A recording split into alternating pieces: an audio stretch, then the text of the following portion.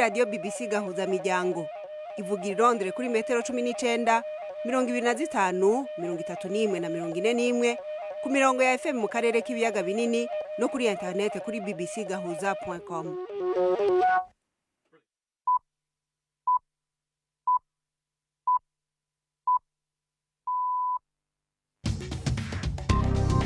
Ubu ni isaha 10 n'igice ku isaha mpuzamakungu ya GMT, isaha 12 n'igice mu Rwanda no mu Burundi, muri kumwe na Florentine Kwizera. Ndabaramukije kandi ndabahaye ikaze mwese abakunzi ba BBC gahuza miryango muri iki kiganiro cacu cyo kuri wa gatanu itariki 23 z'ukwezi kw'indwi muri 2021. Mu ngingo zimwe zikigize uyu munsi niho haba ibirori byo gutanguza icese inkino za Olympique ziriko zibera mu muji wa Tokyo mu Buyapani. Twabashikiyeyo muravyumva mu kanya. Mu burengero bwa Canada ho barembejwe n'imiriro ya Nyakanga ituma bamwe batizabo abandi bakiyugarana. Ndi muri Vancouver mu muji hagati, nta kibazo dufite ariko turabona imyotsi, ntabwo igicu gisa neza, itangiye kumva imyotsi, badusaba no kuguma mu nzu, abarwaye asthma n'abandi bafite ibibazo byo guhumeka. Mu Rwanda, Aimable Karasira yari amenyerewe ku rubuga rwa YouTube yise ukuri mbona aserura ivyiyumviro vyiwe, yongeye kurengutswa mu rubanza aregwamo guhakana jenoside no kubiba amacakubiri. Nimba ufise amazinda ku kiganiro ceje c'imvonivano uravyumva mu kanya, tubafitiye n'abaza muganga. Iki kiganiro gihagarikiwe na Mark Niyonkuru.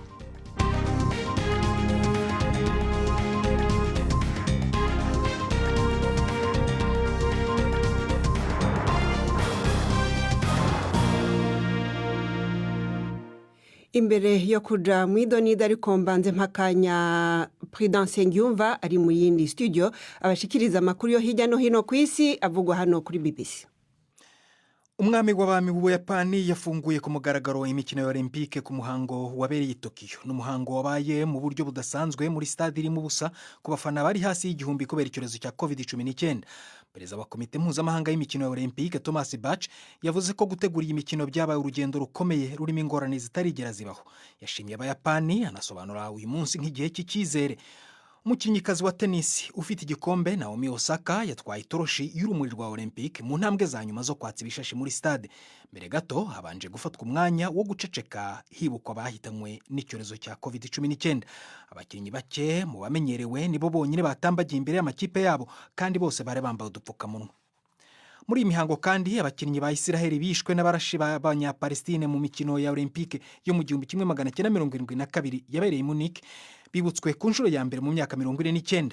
Igihe cyo guceceka cyakejwe n'abavandimwe byo bishwe bari bamwe muri stade.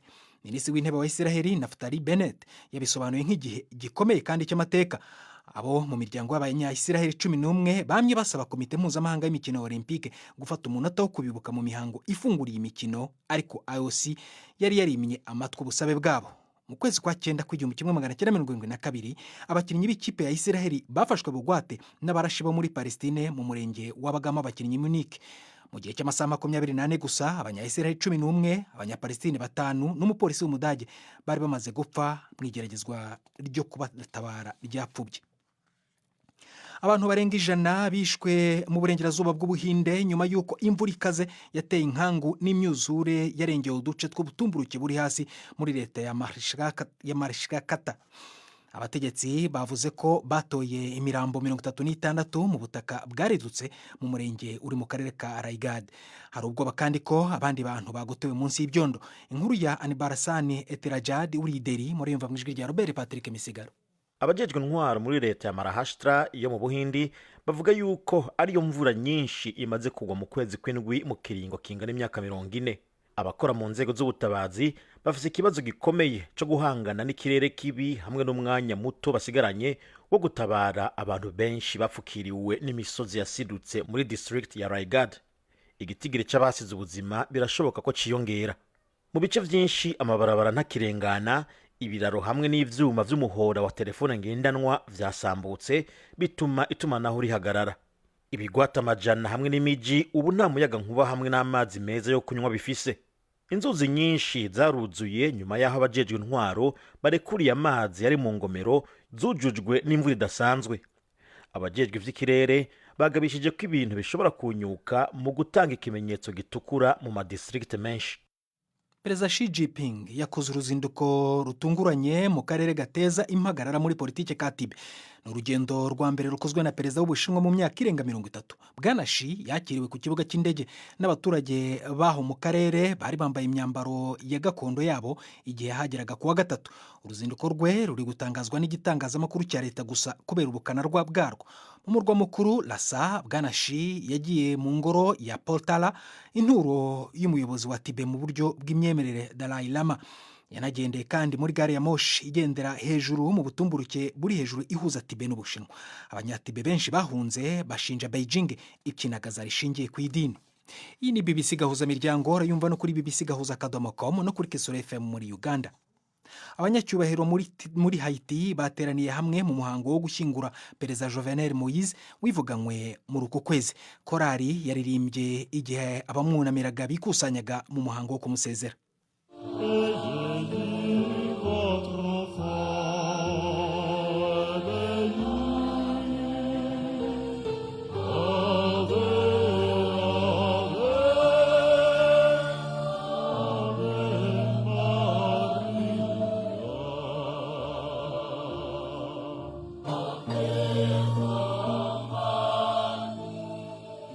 Gushyingura Bwana Moise yabereye i Cap Haitien mu mujyi mukuru w'akarere k'amajyaruguru akomokamo. Abari batwaye isanduku mu mpuzankano za gisirikare bayishyize ku gituro aho umupadiri wa Kiliziya Gatolika yayihereye umugisha. Bwana Moise wari ufite imyaka 53 yishwe arasiwe iwe mu byumweru 2 bishize n'itsinda ryiganjemo abacanshuro bo muri Colombia. Ntibirasobanuka neza ku watanze amabwiriza yo kumwica, ariko yicwa rye byaroshye Haiti mu manga ya politike. Minisitiri w'intebe mushya Ariel Henry yarahijwe kuwa kabiri w'iki cyumweru, ariko guverinoma y'agateganyo ntirabona perezida mushya. Abakekwa kuba abarwanyi b'umutwe wa gisirikare muri Repubulika ya Demokarasi ya Kongo barashe abantu 16 bari bavuye ku isoko rirema rimwe mu cyumweru. Igitero shuma cyabereye mu burasirazuba bw'igihugu. Abayobozi b'ibitaro mu mujyi wa Oicha baravuga ko abapfuye barimo abagore 6 n'umwana. Bibyizerwa ko abagabye igitero arabo mu mutwe wa Allied Democratic Forces ADF mu mpine, umwe mu ruhuri rw'imitwe y'abarwanyi ikorera mu burasirazuba bwa Kongo. Uyu mutwe ushinjwa kwica abasivile babarirwa muri magana kuva ingabo za Kongo zagaba igitero cyo kuwurwanya mu mwaka ushize wa 2020. Florentine, urakoze Prudence Ngiyumva kuri ayo makuru ya BBC.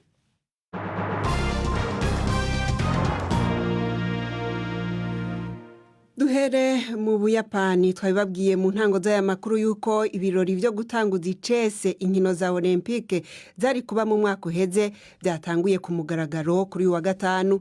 Ni inkino ziriko zibera mu mujyi wa Tokyo warashizwe mu bihe bidasanzwe kubera ikiza ca coronavirus.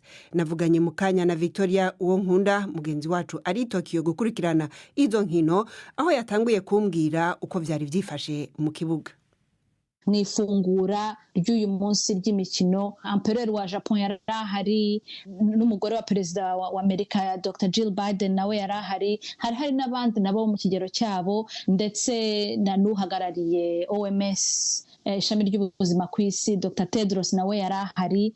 Abandi benshi babonaga bari bahari bari abanyamakuru nkanje. Wareba ugasanga uri kureba muri stade nta muntu urimo, wabonaga bashaka kuduha icyizere yuko ibintu bizahinduka kandi yuko iyi mikino izaba, kandi ko bizeye ko izaba nta wundi mukino urwaye cyangwa se ngo have n'imikino ihagarikwa. Hari nk'ibihugu byaserukiwe na benshi, ariko iyo uriko uraraba kuri defile ukabona bari nyuma y'ibendera ry'ico gihugu ni bake. Byavuye kuki? Byavuye ku kibazo cy'uko bashatse kugabanya umubare w'abantu bajya muri stade. Bahisemo bake babashije kugira ngo bagende inyuma y'amadarapo berekane ko igihugu cyaserukiwe, ariko hari abandi basigaye inyuma. Hari n'abandi bari bicaye muri stade kugira ngo bagerageze gukumira iki cyorezo cya COVID-19. Victoria, tumenyereye kubona buri gihugu giteguye izi nkino za Olympique cama kizana akantu gashasha abantu batari bwabone, nk'ikintu ushobora kuvana hiyo uvuga aka kantu na gasha nakahe.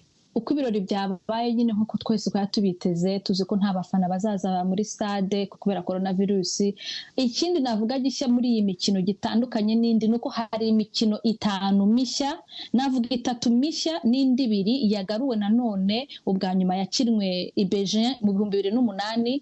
Iyo mikino rero 5 hakaba harimo imikino ya Olympique, bavugaga bati ni imikino dushaka kugira ngo turi gutekereza urubyiruko. Iyo mikino harimo benshi muri Afrika bazayiserukira, harimo umwana w'imyaka 15 akariwe mutoya cyane uzaserukira Afrika y'Epfo muri skateboarding, harimo surfing, harimo abazurira inkuta icyo bise sport climbing. N'imikino ubona ije ari mishya, nicyo navuga kigaragara ko iyi mikino ya Tokyo 20 ifite gishya kurusha abandi. Victoria uwo nkunda twavugana ari Tokyo rero arakoze. Iyo myiteguro y'inkino za Olympique ni igikorwa gikomeye cyane ku miji iba isanzwe izozakira. Hari byinshi rero byo gutegura, kubaka no guhuriza hamwe, bikaba bitwara kandi n'amafaranga menshi cyane. None hari ico bimarira ibihugu byakira bene izo nkino koko? Inyishu ni muri iyi nkuru y'abagenzi bacu bo mu gisata ca video ca BBC mushikirizwa na Jacques Niyitegeka. Imikino Olympique mu by'ukuri irahenze cyane. Ingengo y'imari yiyi iri mu kubera i Tokyo ihagaze ku madolari arenga miliyari 15. Biravuga ko kugeza ubu ariyo mikino Olympique yo mu kihenze cyane, ariko rero ntiyabaye mu myaka yashize nayo ntiyari ihendutse. Imijyi yakiri imikino ikunze kwitangaho amafaranga arenze ayari ateganijwe. Nk'urugero, imyenda yasizwe n'imikino Olympique yo Montreal muri Canada muri 1976 byatwaye imyaka myinshi kugira ngo yishyurwe. Ariko nanone ntawahakana ko imikino Olympique nayo ubwayo yinjiza amafaranga menshi avuye mu masezerano yo kwamamaza no gushyigikira igirana n'amashene ya televiziyo. Imikino yo mu gihe cy'ubukonje n'igihe cy'iki iherutse yinjirije akanama gashinzwe imikino Olympique ku isi amadolari hafi miliyari 6. Imijyi yakira imikino Olympique iba yizeye kuyungukiramo mu buryo bwo guhanga imirimo n'ubukerarugendo ndetse n'ishoramari mu bikorwa remezo n'inyubako.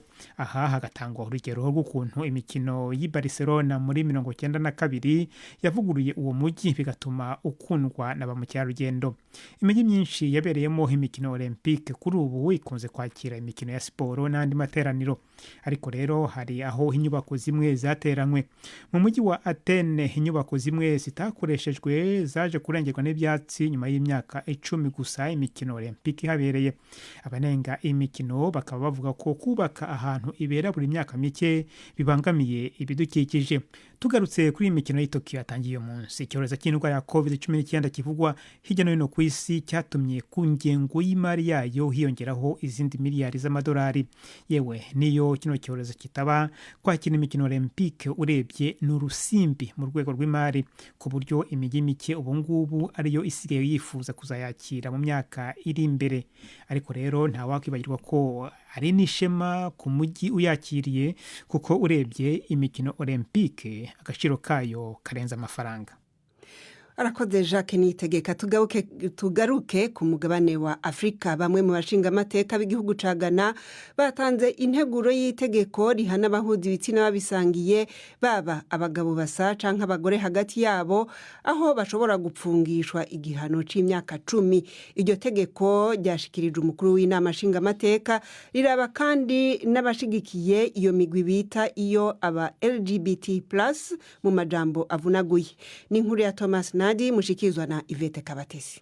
Hakurikijwe umushinga w'itegeko wiswe uburenganzira bwite bwa muntu n'umuryango ryo mu 2021, abantu bakora imibonano mpuzabitsina nabo babihuje bashobora gucibwa amande cyangwa bagakatirwa igifungo kitarenze imyaka 3, mu gihe abashigikira ibikorwa by'abaryamana bahuje ibitsina, ababyihinduje n'abumva batandukanye n'igitsina bavukanye, haba mu itangazamakuru cyangwa imbuga nkoranyambaga harimo n'ikoranabuhanga, bashobora gukatirwa igifungo kigeze ku myaka 10. Uwo mushinga w'itegeko kandi ubuza amateraniro cyangwa imiryango irebana n'ibyo byiciro mu gihugu. Ushigikiye cyane umushinga amateka Sam Nerte George yabwiye BBC ko atekereza ko abo bantu ari ubushake bwabo mu bijyanye n'imibonano mpuzabitsina, ariko atari uburenganzira bwa muntu. Cyakora bamwe mu banyagana bagaragaje impungenge zo kuba iryo tegeko ryabangamira uburenganzira bw'abaryamana bahuje ibitsina, ababyihinduje n'abumva batandukanye nuko bavutse ndetse n'ibikorwa byabo.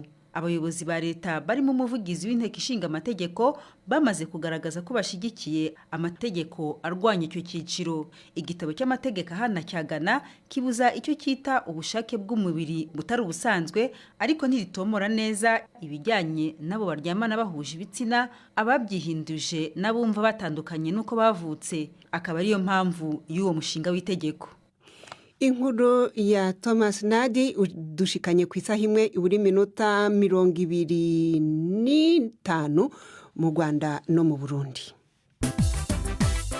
BBC gahuza miryango igoma ni kuri FM 93.8. Isaha imwe irabura iminota 15 rero si 25 mu Rwanda no mu Burundi ni saha 12 zibura iminota 15 hano muri studio za BBC.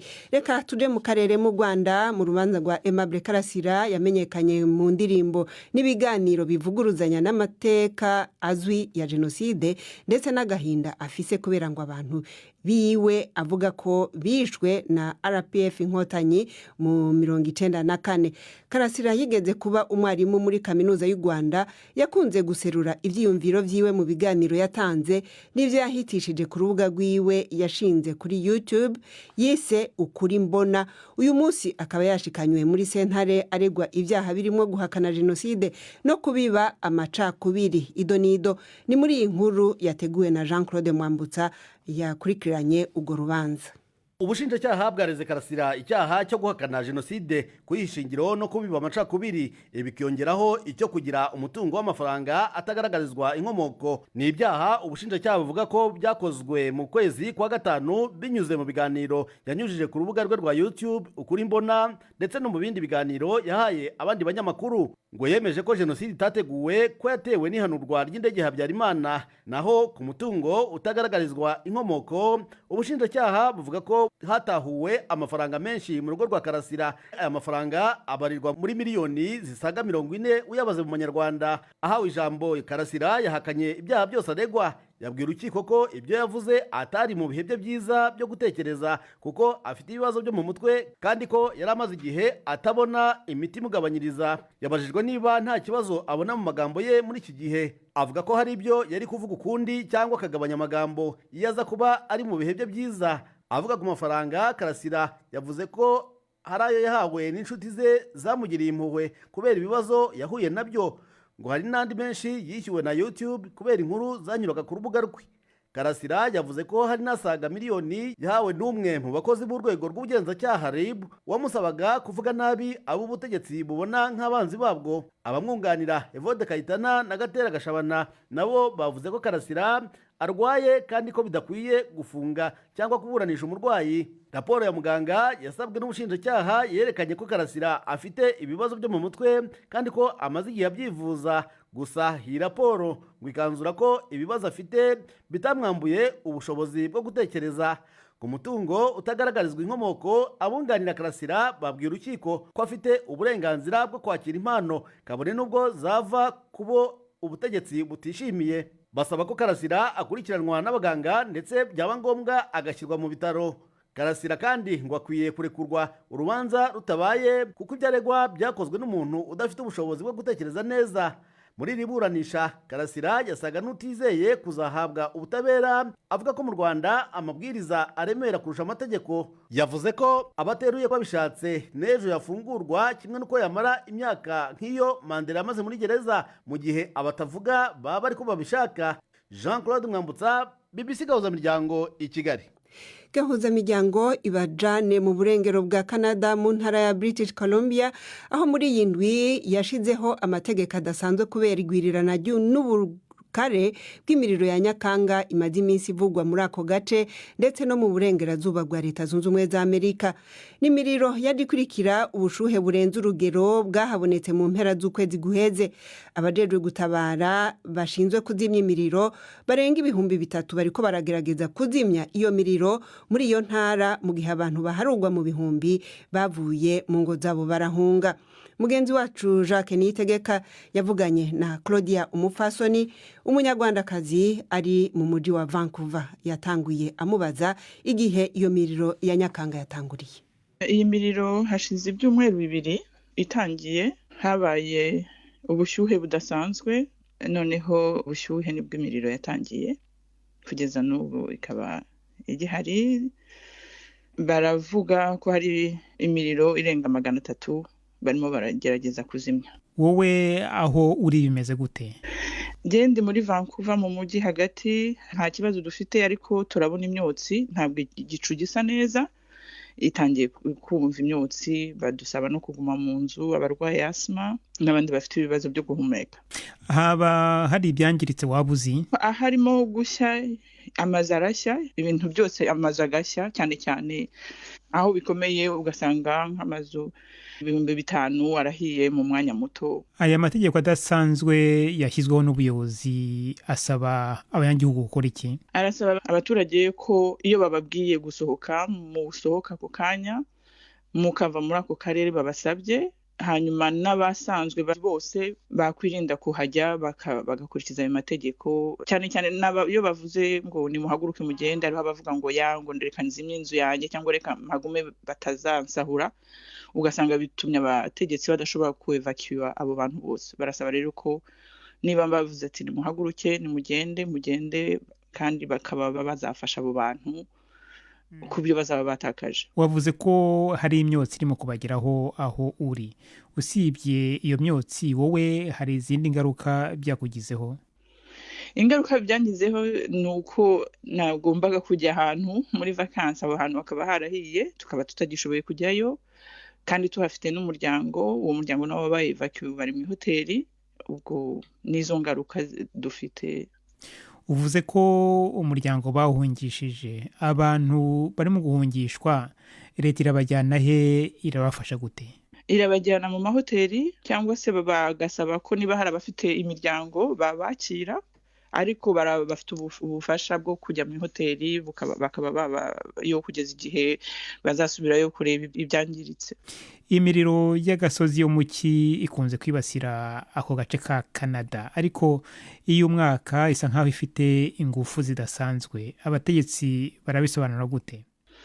Barabisobanura kuri changement climatique, ihindagurika ry'ikirere, ego, bituma koko tugomba gutekereza ibyo dukora kuri iyi si yacu kugira ngo hashye gutya kuva mu kwezi kwa 7 gutangira. Ubundi imiriro ikunze kuba mu kwezi kwa 7 gushira mu kwa 8, ariko igiteye ubwoba nuko byatangiye kuva kare, kandi bikaba bishobora kuzakomeza kubera ko nta mvura dutegereje muri iyi minsi. Bikaba ari cyo kibazo kirimo kiratera abayobozi ubwoba. Turanumva ko ubuyobozi bw'aho ngaho burimo gusaba inkunga yo hanze. Ego, hari nka Mexico n'izindi provinces za Canada no muri Amerika bemeye kutwohereza abapompier baza kudufasha, ubwo bikazaba ari inkunga dutewe n'ibindi bihugu. Claudia Umufasoni yavugana na Jacques Niyitegeka. Ejo mu kiganiro c'imvo n'imvano tuzokwibanda ku cemezo co gushira impunzi ziri mu Rwanda mu migwi canke ivyiciro kimaze iminsi gishizwe mu ngiro n'ishami ry'icirahamwe mpuzamakungu ONU rijejwe impunzi HCR. Ivyo vyiciro biri nyuma yaho ONU igabanirije imfashanyo y'ibifungurwa yahora igenera izo mpunzi. Ejo rero inkoko niyo ngoma ntimuze mutangwe. Reka ubu naho mu kiganiro baza muganga c'uyu munsi twumve ivyo Ascension igira neza yishuye mugenzi wacu Ivete Kabatesi mu ndwara y'umuvuduko w'amaraso mu mahaha canke ibihaha mu Kinyarwanda.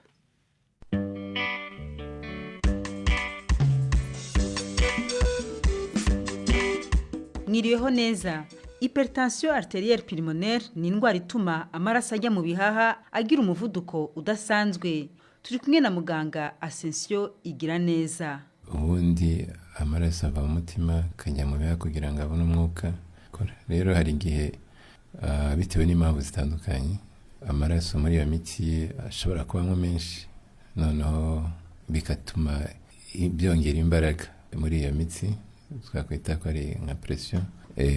Rero hari n'igihe iyo mitsi noneho iyo bibaye ari nk'ikibazo kimaze igihe kirekire, ya mitsi ikagenda ikomera, noneho amaraso kugira ngo anyuremo bigasaba gukoresha imbaraga nyinshi, ariyo nakwita ngo ni pression. Rero biterwa n'ibintu bitandukanye, hari igihe biba icyabiteye kitazwi nk'indwara zo mu miryango, cyangwa abantu baba baravukanye indwara z'umutima zituma amaraso y'ibumoso aza iburyo bigatuma anyura muri iyo mitsi bigoranye kuko yabaye menshi. Hari n'igihe biba ari izindi ndwara zo dusanzwe twumva nka z'ubwandu bwa sida. Icyo gihe urumva ko tuba tubyita ngo ni ubwoko bwa mbere bw'ubwo burwayi umuntu aba yaragize ariko nta cyabiteye kidasanzwe. Uburyo bwa kabiri n'abantu babirwara barabitewe n'umutima w'ibumoso. Indwara y'umutima w'ibumoso utakora neza kubera ko wagombaga kwakira amaraso yamaze gutunganywa akagaruka mu mutima w'ibumoso n'akajya mu mubiri. None umutima w'ibumoso ko utarimo kubikora neza amaraso agasubira inyuma akabuzura mu bihaha bigatuma n'iyo mitsi ijyana amaraso mu bihaha nayo iremerwa, noneho umuvuduko muri yo kiyongera. Ubwoko bwa gatatu ni indwara z'ibihaha. Ziriya ndwara za asima zimaze igihe kirekire, indwara z'abantu baranywa itabi igihe kirekire, mu bihaha byabo bikaba umwuka utagiramwo neza, ukagira umwuka muke, noneho bigatuma ya mitsi nayo ikomera. Ubwoko navuga ngo bwa kane ni abantu baba amaraso yarifunditse muri iyo mitsi, ayagenda ntabashe kunyuramo kubera ko yifunditse, noneho bikamara igihe kirekire bikagira ingaruka kuri ya mitsi ishyiramo imbaraga kugira ngo irengane aho ngaho amaraso yafunditse.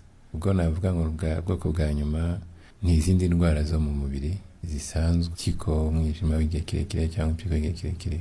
Hari n'imiti imwe n'imwe ishobora kuba yatera ibyo bibazo. Mbese icyo gihe iyo bigenze gutyo ntibishobora kugira ingaruka ku bihaha? Ku bihaha ntabwo ariho bigira ingaruka cyane, ahubwo kubera ko ibihaha bifite ibibazo nibyo bishobora gutera ikibazo kuri iyo mitsi. Ingaruka kenshi zikunda kuba iyo bimaze igihe kirekire, biba ku mutima w'iburyo. Ni ukuvuga ngo ya maraso yakagombye kuba agenda mu bihaha agakomeza inzira yayo bisanzwe aragaruka, cyangwa ya presiyo umutima w'iburyo urimo gukoresha nayo ikiyongera mu twumba tw'iburyo tw'umutima, ukabyimba ukaba nawe wananirwa, noneho umuntu agatangira kugira ibimenyetso by'indwara y'umutima w'iburyo. Iyo ndwara y'umuvuduko udasanzwe w'amaraso ajya mu bihaha, hari ibimenyetso ubusanzwe nayo yihariye uretse ibyo by'umutima?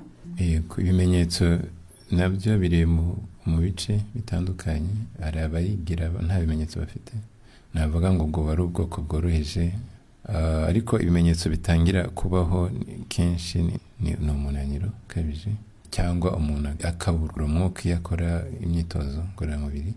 Harimo ibyo byo gucika intege, kubura umwuka, harimo no kubabara mu gatuza. Igice cya nyuma ni abananirwa cyangwa bakabura umwuka nta n'ikintu barimo gukora. Ibyo rero ni ibimenyetso bigenda bitewe n'aho uburwayi bugeze. Iyi ndwara iravurwa y'umuvuduko w'imitsi ijyana amaraso mu bihaha? Ubuvuzi bwayo ntabwo bworoshye kuko akenshi ni ukuvura icyabiteye, ariko iyo nta gihari nka bwa bwoko twavuga bw'indwara bazigira wenda byo mu muryango cyangwa indwara z'inyama zoroshye zo mu mubiri, ibyo bita connective tissue disease n'iki byose, ibyo ngibyo hari imiti bagerageza gutanga igabanya, bikaba byatuma n'icyo kibazo genda cyoroha mu bantu bake, aho biba byashoboka. Hari nabo noneho bimwe twavuga by'amaraso yifundika mu mitsi bigafunga ntabashe kugenda, biba bisaba ko iyo ari icyo kibazo cyabiteye kimaze igihe kirekire, bisaba ko babagwa bakaba bavanamo amaraso yifunditse. Inama nagira abantu ni uko nk'umuntu ufite nko mu muryango abantu bajya bapfa bitunguranye bakiri bato, agomba kwisuzumisha kare, akareba niba icyo kibazo kidahari. Nanone iyo umuntu atangiye kugira bya bimenyetso, umuntu akagwa agata ubwenge atazi impamvu, ni byiza ko isuzumisha umutima we bakareba niba atari icyo kibazo gihari, kugira ngo batazagira igihe cyo kujya kwivuza wenda baragize izo ngaruka z'ubwo burwayi bigeze kure. Muganga Asensio Igiraneza, ni naha rero dusoreje. Twibutse ko dukomeza kwakira ibibazo. Ikiganiro gasanduka amabaruwa 2790, email nayo ni bazamuganga@gmail.com. Muramukeho. tugushimire natwe Yvette Kabatesi na Dr Ascension Igiraneza mwaganira abadukurikira haba ku rubuga rwa Facebook canke ku maradiyo yanyu aho mutwumva turabasezeye ariko tubibutse yuko mushobora gukurikirana kino kiganiro cacu muciye kuri podcast igihe cari co cose mwifuza. Mwari kumwe na Florentine Kwizera, cari gihagarikiwe na Mark niyo nkuru. Muze mugira imisi myiza y'akaruhuko.